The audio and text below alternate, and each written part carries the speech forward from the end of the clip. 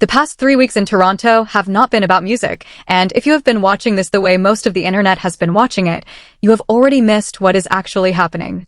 There is a man who just spent north of $2 million in a room most people will never see the inside of, and the story everyone is running with: the cars, the Birkins, the cash drops, the crying women, the viral clips, is the surface of the surface of the surface. What Aubrey Drake Graham did last night at the 3rd annual Strong Women, Stronger Drinks event is not a giveaway. It is not charity. It is not a PR stunt. It is the 3rd leg of a triangle he has been quietly building in plain sight since the Nocta Manor activation through the 2nd annual OVO Charity Golf Classic, and now into a candlelit ballroom where 10 women walked out with $50,000 each, and one of them walked out with a 2026 S-Class Maybach that she thought was fake until she read her own ticket back. Everyone is watching the tears. Nobody is watching the architecture. And the architecture is the story. Because here is what nobody wants to say out loud: the man everyone has spent the last 2 years writing obituaries for just quietly executed the most sophisticated post-music brand pivot in modern hip-hop. And he did it while the same commentators who buried him were busy congratulating themselves on a funeral that never happened. There is a reason these 3 events landed inside a 3-week window. There is a reason the price tag crossed $2 million. There is a reason the guest list looked the way it looked. And when we get to the 3rd layer of this, when I show you exactly what Nocta, OVO Sound, Better World Fragrance House, and the Nike infrastructure look like when you stack them on top of each other, you are going to understand that the Toronto Ballroom last night was not a party. It was a product launch. And the product is him. Drop your thoughts in the comments, hit like, and subscribe. Let's get into it. So let's actually set the table properly, because half the conversation happening online right now is happening with no context, and the other half is happening with the wrong context. In the span of roughly 3 weeks, Drake has staged 3 separate high-production events, each one aimed at a different demographic, each one wrapped in a different lifestyle vertical, and each one designed to reinforce a specific piece of the ecosystem he has been building since roughly 2020, when Nocta first launched with Nike. The first was the Nocta Manor activation, a full multi-sensory takeover of a New Jersey property that Hypebeast described as a collision of Iceman-era storytelling with Nocta touchpoints threaded throughout the estate, complete with paddle courts, basketball courts, curated food, curated fits, curated everything. The second was the 2nd annual OVO Charity Golf Classic at TPC Toronto, which reportedly featured 91 teams across all 3 courses, over 350 golfers, and a fundraising apparatus that raised money for multiple Toronto-based charities. And the third, the one we are actually here to talk about tonight, was Strong Women, Stronger Drinks, the 3rd annual iteration of an event Drake has been quietly running for years, staged at Casa Loma, dressed in candlelight and black tie service, and closed out with what Billboard confirmed as G-Wagons, BMWs, a 2026 Mercedes Maybach S-Class, multiple Hermes Birkin bags, and cash prizes starting at $50,000 per recipient. Wrap Up and Hot New Hip Hop are both reporting the total value crossed over $500,000 in cash alone, and the combined car and Birkin value pushed the entire evening past the $2 million mark, with some outlets putting the Birkin lineup alone at nearly $1 million. So when I say $2 million in one night, that is not me being dramatic. That is what the receipts look like. Now, the stakes here are not what people think they are. The surface stakes are obvious. A rich guy gave away expensive stuff. Women cried. The internet clipped it. We all move on. But underneath that, the real stakes are cultural and systemic. Culturally, Drake is doing something in a genre that historically does not do this. Hip-hop has a long, complicated relationship with how it treats women, how it markets to women, how it invests in women, and how it centers women in its ecosystem. And whether you love him, hate him, or you are one of these people who has convinced yourself that the last 2 years of internet noise somehow erased 15 years of career, you have to acknowledge that hosting an annual event where the entire premise is that the men in the room work the event and the women in the room are the guests of honor is not a normal move in this genre. Systemically, the stakes are bigger. Because once you connect Strong Women, Stronger Drinks to the OVO Charity Golf Classic to the Nocta Manor activation to the Better World Fragrance House drops to the Nike partnership pipeline, you are not looking at 3 events anymore. You are looking at the connective tissue of a lifestyle empire that is being deliberately positioned to outlive the music. And that is the question this entire video is trying to answer. Why now? Why this year? Why this pace? Why this price tag? And what does the man everyone thought was cornered actually see that the rest of us have been too busy laughing about tweets to notice? So, let's start with what you can actually see with your own eyes, because the surface layer of this story is already loud enough on its own. Piece of evidence number 1, the Casa Loma footage. If you have not seen the clips yet, do yourself a favor and go pull them up on Instagram, because the visual language of this event is doing half the storytelling before anyone even opens their mouth. The venue is a literal castle. The dress code is formal. The lighting is intentional. The men serving are in all black. The women arriving are in couture. This is not a hip-hop event dressed up as a luxury event. This is a luxury event that happens to be hosted by a rapper, and the distinction matters more than people realize. Because when you watch the footage of Drake standing on that stage explaining that the concept was borrowed from an event a woman named Chanel used to throw called What Women Want back in 2007 and 2008, and how the whole premise was that the men had to work, you are watching a guy who has thought about this format for almost 2 decades and finally has the resources to stage it at the scale he wanted. Piece of evidence number 2, the ticket reveals. There is a specific clip that has been circulating where a woman is called up to the front, hands over her raffle ticket, checks the number twice because she genuinely does not believe what is happening, and then realizes she just won a G-Wagon. The quote, and I am pulling this directly from the footage, is, "On my son's life, I swear to God, I read a ticket, went back to the thing, I picked my ticket, and now I have a G-Wagon." That is not a scripted moment. That is not a rehearsed reaction. That is a woman having a genuinely destabilizing life experience on camera, and Drake is standing there like it is Tuesday. Piece of evidence number 3, the Maybach reveal. This is the moment that broke the internet.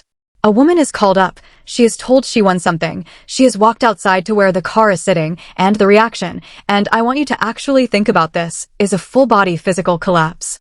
She says, and I quote, "Oh my gosh, oh my gosh, oh my gosh, y'all, this is my car." She is crying. She is asking if it is real. She is telling Drake, "Don't ever play with me." That is a 2026 S-Class Mercedes Maybach. That is not a $50,000 car. That is a car whose retail starts north of $200,000 before you add options, and, depending on the trim, easily pushes past $250,000. And piece of evidence number 4, the $50,000 redemption notes. 10 women. $50,000 each. $500,000 in cash in one night, distributed to what Drake described on the mic as creators, business owners, and community pillars in the city of Toronto. And I want to stop and analyze what all of this actually means, because it is very easy to look at the footage and reduce it to billionaire gives money away. Internet claps. That is the lazy read. The accurate read is that every single one of these giveaways is targeted. The women receiving the $50,000 were not random. They were, according to the framing on stage, people already running businesses, already building brands, already contributing to their communities. So this is not charity in the traditional sense. This is capital injection into an existing entrepreneurial class in a specific city that Drake happens to be positioning himself as the cultural mayor of. The cars, the Birkins, the cash, those are the fireworks. But the actual message is the investment. And the fact that every outlet from Billboard to Yahoo to Cash's Life is reporting on it means the message is landing. But if you think that is the whole story, if you think this is just about the ballroom and the cars, then you are about to find out that we have barely scratched the surface of what is actually going on here. And oh, do I have more for you? Because the surface footage is the appetizer. The main course is what has been happening in the industry conversation around this event since the clips started dropping, and the people who spent the last 2 years writing Drake's obituary are really not going to like what is coming next. There is a reason the coverage on this has been landing differently than the coverage on any of his last 6 album cycles. There is a reason artists you would not expect to see chiming in have been chiming in. There is a reason the discourse in the comment sections has been shifting in a direction that a certain camp did not see coming. And there is one specific insider signal that dropped in the last 48 hours that reframes this entire 3-week run as something much bigger than a series of events. I am going to walk you through all of it. Stick with me, because the next section is where the story stops being cute and starts being serious. So let's move into the cultural evidence, because this is where the story separates itself from every other rapper gives back headline you have ever scrolled past. Piece of cultural evidence number 1, the reaction inside the room. If you watch the footage carefully, the women who won the biggest prizes were not industry plants. They were not influencers with 8 million followers being handed a car for a repost. They were, based on the onstage framing, actual small business owners, community organizers, and creators working in Toronto. And the reactions from other women in attendance, the ones who did not win a car, the ones who did not walk out with a Birkin, are just as revealing as the reactions from the ones who did. There is no visible envy in the footage. There is no side-eye. There is a room full of women who feel genuinely celebrated, and the community energy is doing something that no amount of Twitter noise can undo. Piece of cultural evidence number 2, the response from other artists in the space. Since the event went viral, we have seen a wave of hip-hop commentators, DJs, and adjacent artists reposting the footage with commentary that ranges from respectful acknowledgement to full-throated praise. Even accounts that historically lean toward the anti-Drake camp have been forced to concede that whatever you think of his music, the format of this event is not something you can dismiss as a stunt. And that concession, that unwilling, gritted-teeth concession from people who do not want to give him credit, is one of the loudest cultural signals in the room. Piece of cultural evidence number 3, the Casa Loma venue itself. This is not a detail. This is a statement. Casa Loma is one of the most iconic landmarks in the city of Toronto. It is a Gothic revival castle that sits above the city and looks down on it. Choosing to host an event about women in business, women in community, and women in culture at a venue that is literally a castle is a visual language choice. It says these women belong at the top of the city. It says they belong in the room where power lives. It says the framing of the entire event is regal by design, not by accident. And when you connect that back to the fact that OVO's aesthetic has been leaning increasingly into Gothic, monastic, high-craft imagery over the last 2 years, you start to see that the venue choice was not made by an event planner. It was made by a brand strategist. Piece of cultural evidence number 4, the Nocta Manor precedent. Because remember, 3 weeks ago, this exact same team staged an entire property takeover in New Jersey that Hypebeast covered in detail, describing it as a masterclass in brand visibility with Nocta touchpoints threaded throughout the estate. Iceman's storytelling built into the guest experience, and a level of production that most streetwear brands cannot afford to attempt. And when you put Nocta Manor next to the OVO Charity Golf Classic at TPC Toronto, which reportedly drew over 350 golfers across 91 teams, and then you put both of those next to Strong Women, Stronger Drinks at Casa Loma, you are looking at 3 completely different demographics being courted with 3 completely different lifestyle verticals inside a 3-week window. Streetwear and sport for the Nocta audience. Luxury and philanthropy for the OVO golf audience. Community and empowerment for the Strong Women audience. 3 temples. 3 demos. 3 verticals. 1 brand. Now I want to acknowledge the counterargument because it deserves a serious response. The counterargument is that this is all PR. That the giveaways are performative. That the community language is corporate speak. That the women being celebrated are being used as props for a brand rehab campaign after a difficult 2 years in the discourse. And listen, I hear that argument. I understand where it comes from. And on any other artist, in any other context, it might land. But here is why it does not land here. This event is in its 3rd year. Strong Women, Stronger Drinks did not start last night. It did not start last year. It started before the recent internet cycle. Which means this is not a reactive campaign. This is a continuing pattern that predates the noise. You cannot manufacture a 3-year-old tradition in response to a 2-year-old news cycle. The math does not work. And the moment you accept that this is a continuing pattern and not a reactive one, the entire framing of this 3-week run has to shift. Because if this is not a rehab campaign, and it is not, then what is it? That is where we have to gear shift completely, because the answer to that question is not in the ballroom. It is not in the castle. It is not in the golf course or the manor. The answer is in a set of business decisions that have been quietly moving in the background while everyone was arguing about music. And once you see it, you cannot unsee it. And now I need you to pay attention, because this is the part of the video where we stop talking about the party and start talking about the machine. Because everything I just walked you through, the cars, the cash, the castle, the golf tournament, the manor activation is not the story. It is the visible tip of a much larger business restructuring that has been happening in the Drake ecosystem since roughly the beginning of this year. And it maps onto a specific playbook that anyone who has been paying attention to how artists exit music without exiting culture will recognize immediately. Systemic angle number 1, the Nike Nocta pipeline. Nocta launched with Nike in 2020 as what was pitched at the time as a precision performance line inside Nike's future tech design pipeline. 5 years in, Nocta is no longer just an apparel line.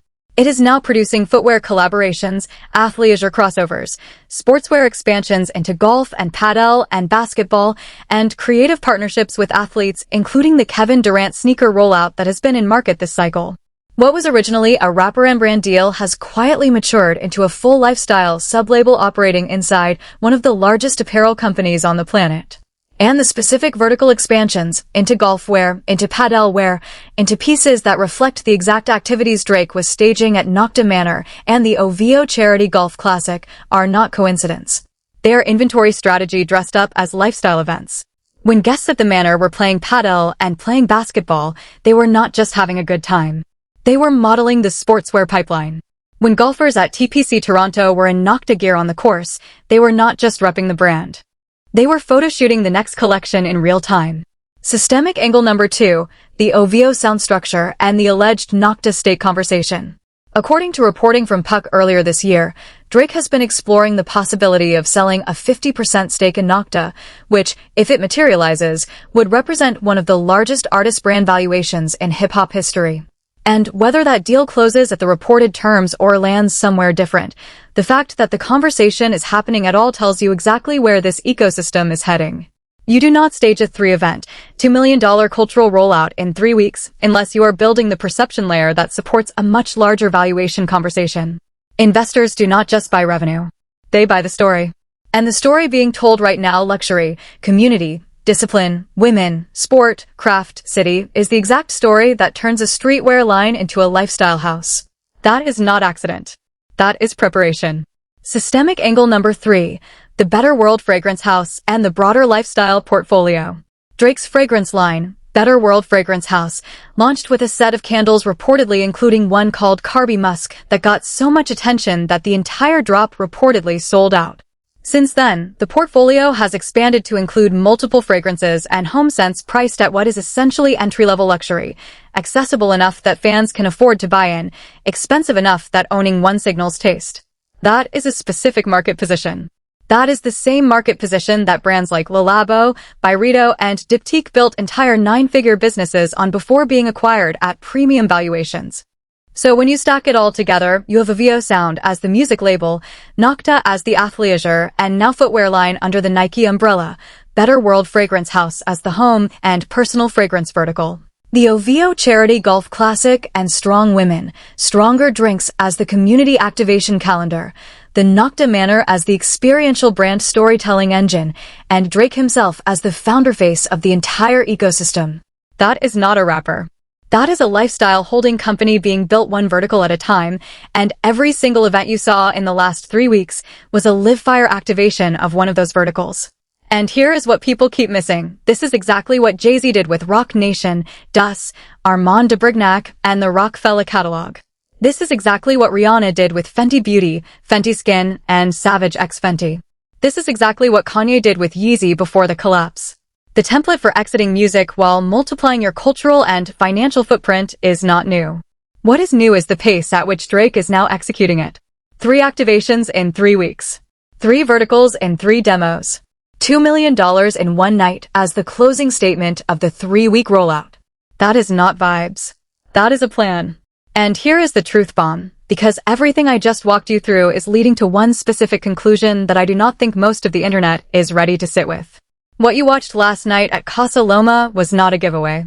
It was the closing keynote of a 3-week investor pitch aimed at the next phase of the Drake business, and every person in that room, the women who won the cars, the women who won the Birkins, the women who walked out with $50,000 in redemption notes, the invited creators, the community organizers, the guests, the servers, the entire choreography of the evening was part of the pitch deck. And I am going to say this as clearly as I know how. The reason Drake spent over $2 million in a single night is because $2 million is a rounding error compared to what the resulting perception is worth in the valuation conversation that is happening in rooms most of us will never be invited to. Think about what happens next. Think about what happens when the video of a woman collapsing in tears over a Maybach hits every major music outlet, every major culture outlet, every major business outlet. Think about what happens when Billboard, Yahoo, Wrap Up, Hot New Hip Hop, Complex, and every hip hop show on YouTube, including this one, spends the next week talking about the generosity, the community, the discipline, the strategy. Think about what happens when the entire cultural memory of the last 2 years of internet noise gets quietly overwritten by 3 weeks of what looks like the most disciplined, most community-oriented, most brand-coherent run of any artist at his level in the genre.